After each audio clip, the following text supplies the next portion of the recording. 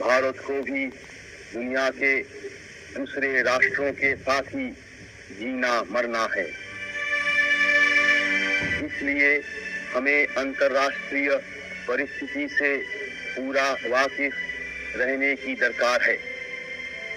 अभी तो हम इच्छा रखते हुए भी हिंदुस्तान के बाहर उपनिवेशों में बसे हुए अपने भाइयों की मदद नहीं कर सकते।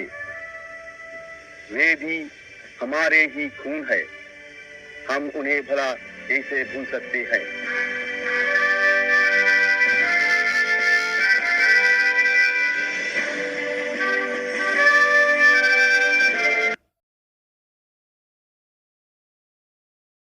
Whenever we hear the name Subash Chandra Bose, the first thing that comes in our mind is a popular saying by him, "तुम मुझे खून दो, मैं तुम्हें आज़ादी दूंगा."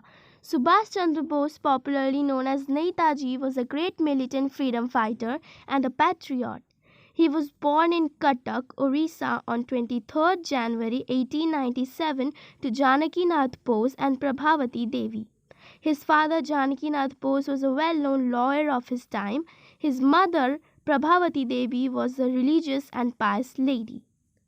Netaji Subash Chandra Bose was born on 23rd January 1897 in Cuttack, Orissa to Prabhavati Dutt Bose and Janaki Nath Bose. His father was a successful lawyer in Cuttack and received the title of Rai Bahadur.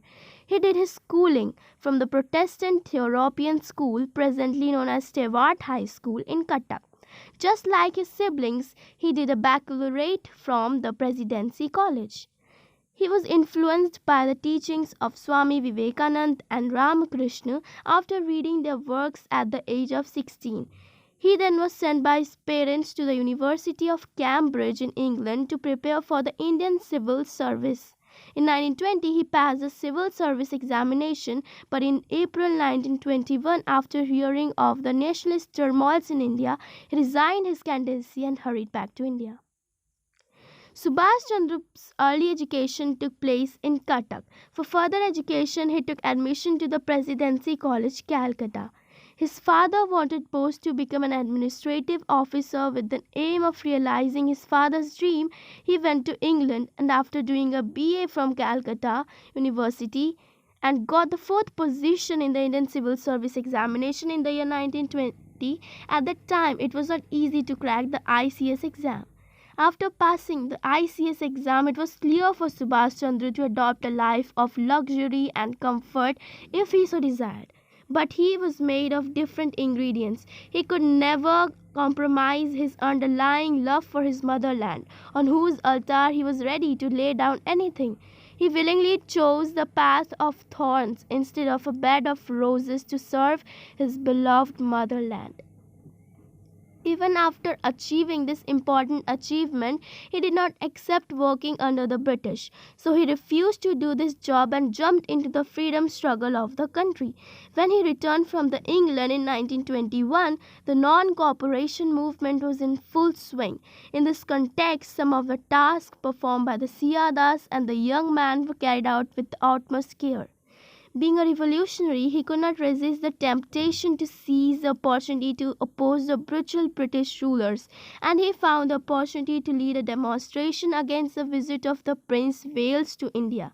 The British government considered Subhash a threat to his royal design in India and arrested him. After his release, he was appointed in 1928 the Chief Executive Officer of the Calcutta Corporation. At that time, Siya Das was the mayor, but he was again arrested for his inflammatory, highly patriotic speeches in 1931. By this time, he had become a strong leader of the country and his fame had crossed the country's border and reached countries like Germany, America, Japan, Soviet Russia. In 1938, he was elected President of Indian National Congress and formed the National Planning Committee, which formulated a policy of broad industrialization. However, this did not harmonize with Gandhian economic thought. which clung to the notion of cottage industries and benefiting from the use of the country's own resources. Bose's vindication came in 1939 when he defeated a Gandhian rival for re-election. Nonetheless, the rebel president felt bound to resign because of the lack of Gandhi support. The Indian nationalist leader Subash Chandra Bose died on 18 August 1945 from the third-degree burns sustained after the overloaded bomber in which he was being transported by the Japanese crashed in Taihyoku, now Taipei, Japanese Taiwan. Many among his supporters, especially in Bengal, refused at this time and have refused since to believe either the fact of the circumstances of his death. Conspiracy theories appeared within hours of his death and have persisted since then, keeping alive various martial myths about Bose.